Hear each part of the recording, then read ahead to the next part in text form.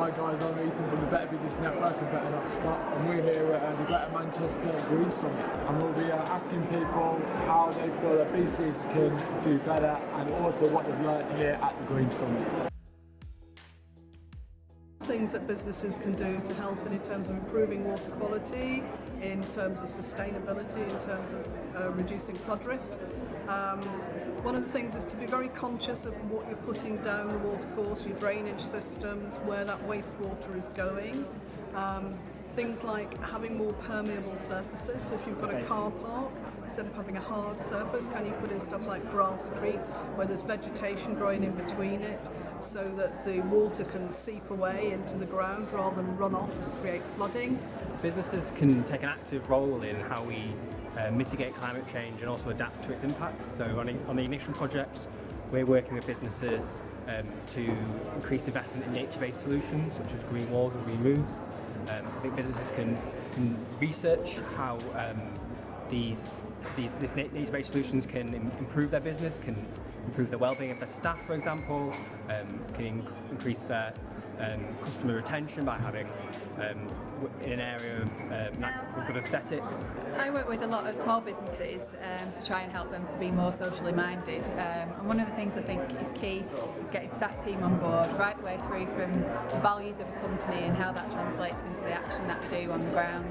So it's being aware of the little changes that businesses have in their power to make, whether it be around the energy use, recycling, the food they consume, just getting staff to understand how those small changes can make a big difference, and also measuring some of that and seeing how things change over time as a result.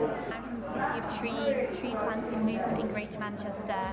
A great way to support us if you're a business is sign up to our 100 Trees Club.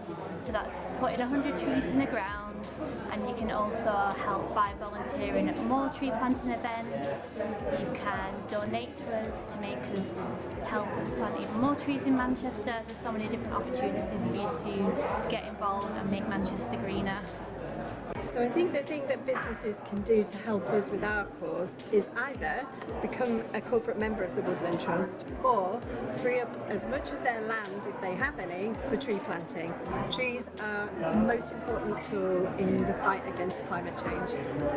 For business to be more sustainable for the future is to really put climate change and the carbon emission at the heart of how they operate as a business, not to just think about profit, to really think about how the business is set up from the onset, to be thinking about their carbon footprint and to operate as a carbon neutral business.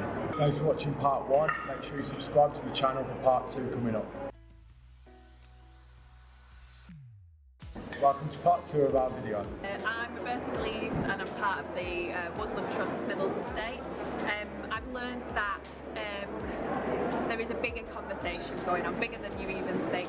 When you're in your tiny organisation, wherever we're located, Bolton, you feel like that you're fighting the fight on your own a little bit, so it's really nice to come to these sort of events and learn off each other. So for me, I think I've learned that there's lots of people out there doing lots of great stuff, but equally that all that great stuff isn't enough. We need to go further faster.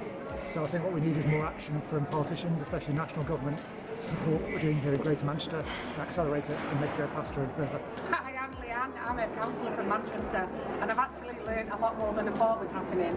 So to find out from the business sector and the universities what's actually really going on behind the scenes, but I'd like to have a bit more communication on knowing what's out there, what's going on, rather than wait for a summit. But yeah, I am really impressed, and for Chris Boardman, I would like to be Manchester's first area for those pilot zebra crossings, not zebra crossings. Right, and for the other councillors from Hume, and I think what I've learned is there's an increasing understanding that we're not getting where we need to be as fast as we should be getting there, and I think an increasing commitment to do something about that. So I think overall today it's been very positive. I think what I've learned today is that Manchester's got a lot of interesting new policies coming in, and that we're moving in the right direction, and what seemingly was an impossible task is looking much more manageable as long as we all start to apply ourselves and really get our heads around to focusing on sustainability.